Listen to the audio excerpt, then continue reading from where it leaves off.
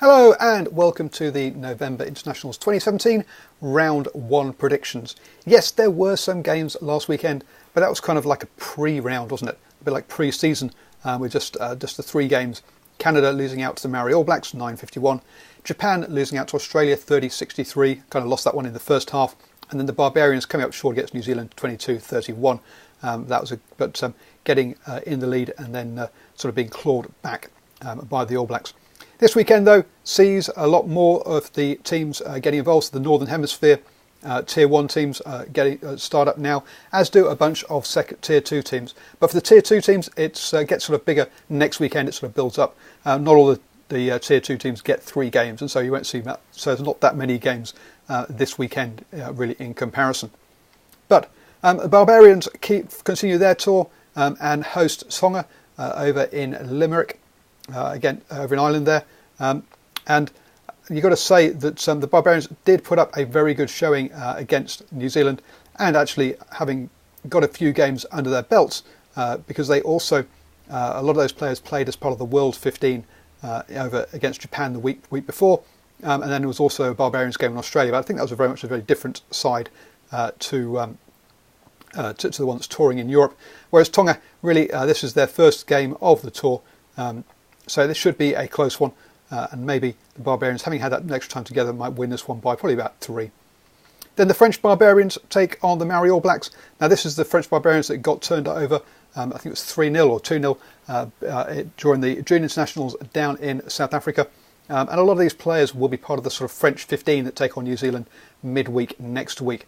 So it's kind of a back-to-back one, as some of these Maori All Blacks are sticking around and joining the All Black tour just for this French leg because of that midweek game. Coming off the back of that good win over Canada, I think the Maori All Blacks will get up for this one again, but I think they'll find that the French opposition is a bit stronger than the Canadian ones, and so I think we're probably going to see a closer game, probably about 10 points to the Maori All Blacks there.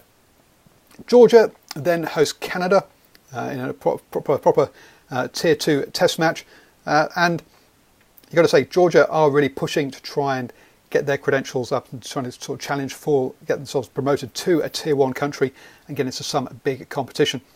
For them, the big game will be next weekend when they go and visit Wales, whereas Canada, obviously this is part of their tour, had the Maori All Blacks last weekend, then go off to Spain and before finishing against Fiji actually in France. So Spain is going to be their best chance. I think Canada will probably come up short in this one, even though they have got had some more time together.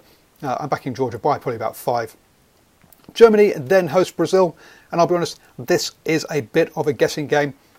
Germany were a bit up and down in the European Rugby Championship, or whatever it's called nowadays, or the Six Nations B as it's sort of commonly known. So I'm not sure how this one will go, but I think probably being at home, they'll beat Brazil by probably sort of 5 or 10 points is my guess there. Italy then take on Fiji, and this is one where I'm just going to sort of bring my stats up. I should have had them up already. Sorry about that. But Fiji have won at the last 2 games between these 2 sides, so I think they're in with a good chance here. Italy haven't had any warm-up matches before this, so back in the Junior Nationals, Fiji won 22-19 at home. Their previous meeting was in 2014, when again they won 25-14 at home. So Italy have won the last 2 of these. It was back in 2013 since they've met actually in the November Internationals in Italy, when Italy did win that one. These are normally close affairs within Fiji won the last 2 games 3-11, and the 2 before that Italy won 8-6. So I'm not expecting anything to run away.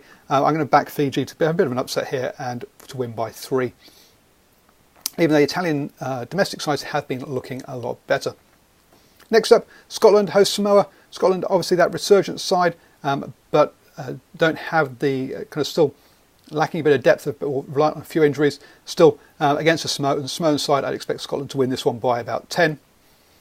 England then host Argentina. England do have a bunch of injuries and also suspensions as well, or suspensions that I can think of. So they're going to be a bit down. Argentina, obviously coming off the back of the Rugby Championship where they lost all their games, but at least they've been together training together, had a bit of a rest now, and can come back resurgent. Still, England are going to find they're going to find England to be way too much for them. I'm expecting England to win on by about 15. Wales then hosts Australia. Now, if we were talking about Australia at the beginning of the, or back in June, where they lost to Scotland, you've got to say that Wales would be in with a very good chance. But having been together now through those junior internationals and also through the Rugby Championship, we've seen Cheika really bring this team on, and they have been getting better and better, all the way up to beating the All Blacks last time out.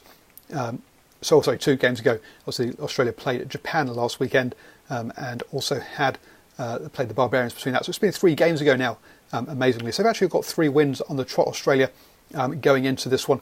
And I think, if you think that actually the last time, well, I can't remember the last time that Wales won this, the last 10 games Australia have all won. So you've got to say Australia have got to be favourites this one. I'm backing Australia by 5. It could play out to be much bigger because Wales haven't been together, and they did have, obviously, the Lions interrupting their season as well. Then Ireland host South Africa, and this has got to be the pick of the round. Really a bit of a resurgent South African side, but kind of what was that French team like? They got 2 draws against Australia. Where are South Africa really at? We're not really sort of sure, but they do look like they're on the way up. Ireland, team that's got plenty of quality in there, but always frustrating when it comes around to Rugby World Cups. Can they get a bit more experience under their belts for this one? South Africa potentially the team that they will be meeting in the quarterfinals of the Rugby World Cup, having seen the draw.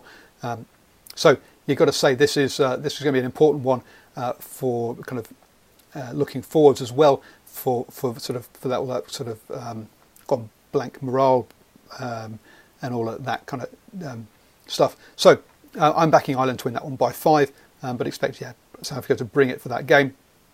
And France host New Zealand. Now the club country conflict is supposed to have died down, but we saw obviously France touring with a lot of their players missing at the beginning of their tour down South Africa and getting thumped 3-0 in that one. So where we thought France were a bit resurgent and were a team on the up, but those games really did not help their cause. How are they going to go this one? This November series, we'll have to wait and see. But New Zealand first up is going to be way too hard for them, and I'm backing New Zealand to win that one by 15. Right, always up for a good rugby chat. So let me know your thoughts down below, and do enjoy whatever rugby you are watching this weekend.